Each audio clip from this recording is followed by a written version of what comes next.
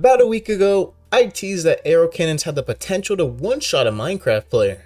Now, of course, this is surely effective on someone who's just walking around naked. But I'm wearing full protection for netherite armor, so I should be good. I guess not. So what just did that? That was an arrow railgun. And it's one of the two ways to one-shot anything in Minecraft. The second one being the mace. Today, I'm going to show you how to build a very simple arrow railgun, as well as give you an explanation on how these work. And if you like this, make sure you subscribe. So I'm going to start with the explanation first, since I think it's good to have an understanding on what exactly it is you're building. Now, content warning, guys. That's right, math warning. Things are going to get slightly technical, so if you find this topic deeply uncomfortable, you may want to skip to the tutorial.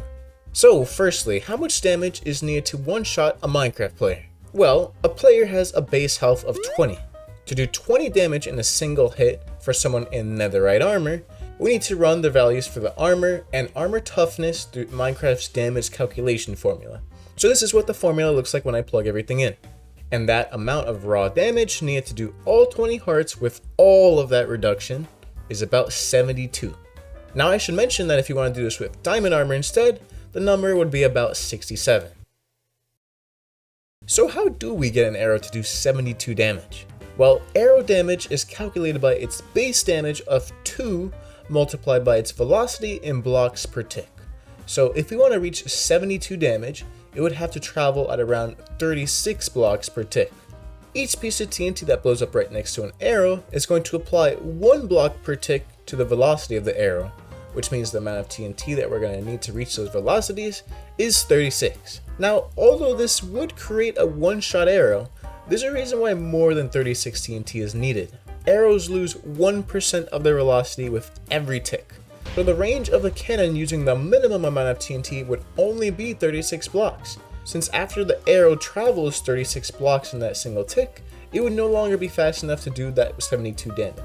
That is why usually the amount of TNT that people settle between is 40 to 50 pieces of TNT. That's really safe, but it's to ensure that the cannon has enough range and to account for other factors like an arrow not being sent perfectly straight or other small inconsistencies. Okay, that is the end of the explanation, and welcome back math haters for those who skipped. On to the cannon tutorial.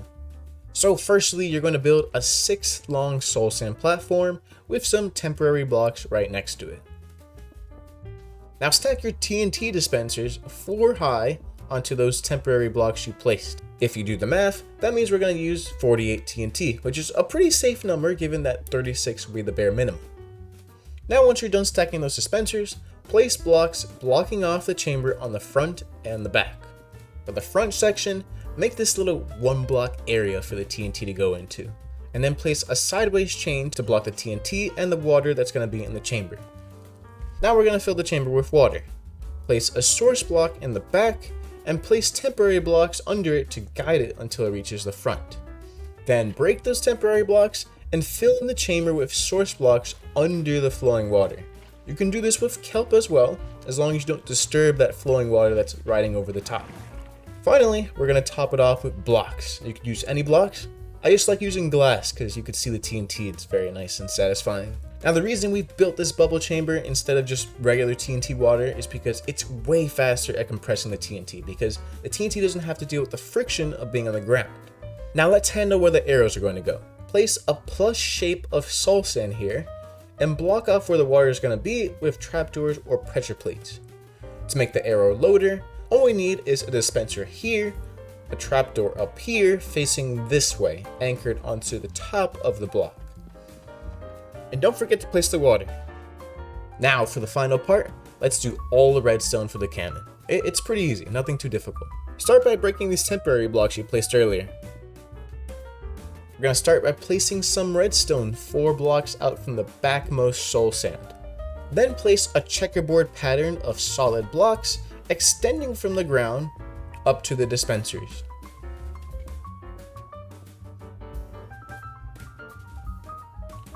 Place redstone extending here between these blocks and start working your way up by placing transparent blocks like glass or glowstone extending from the solid blocks while placing redstone on all of them. When you get to the top, you should see that the redstone is always pointing into the dispensers. Now you're going to mirror that same process that we just did on the other side of the cannon. Finally, we can place a button here, and that should activate all of the dispensers simultaneously. Now we gotta do that top part. You can place some ladders here and make it easier to get back up.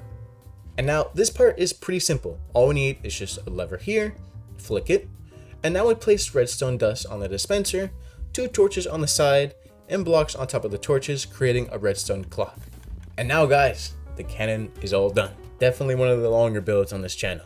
To use it, fill this dispenser up with arrows and turn on the clock. And check out this loading process. There's just something I find like really satisfying about how smoothly this mass of arrows is being made.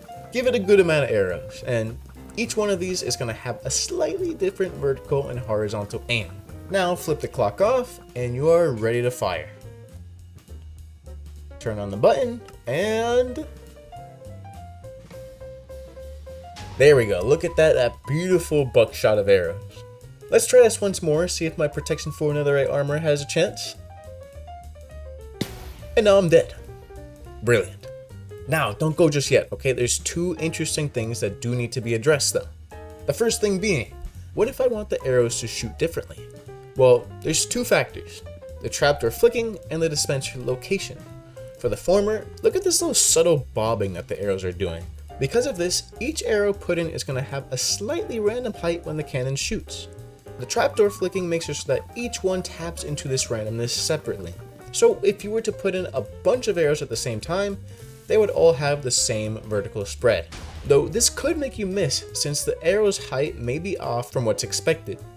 You can make a consistent version of this by using a perfectly timed piston or trapdoor instead of a bubble elevator, but let's focus on the design in this video. Secondly, the dispenser gives the arrows a random bloom when shot. The further away it is from the trapdoor, the more this bloom is going to show, and that is what affects the horizontal spread. So now let's try something. Let's say I wanted multiple group spreads of arrows at different heights. I can move the dispenser up here for more horizontal spread, and unflick this trapdoor every now and then for a different vertical spread. And by doing that combination, now we get this sort of effect where there's like multiple groups of arrows at different Y levels instead. So play around with it, customize it, see what you can do. Now for the second big question, what about instant damage arrows? And you might be surprised because these things are useless. This is because of the way the effect works. It sets the arrow's damage to exactly 12 only if the arrows do less than 12 damage. And the arrows we're using already do 72 damage, so doesn't matter, don't use them. So there we go, a breakdown of arrow railguns and a design that you can build yourself. Make sure you subscribe and like the video for more TNT Cannon content, and thanks for watching.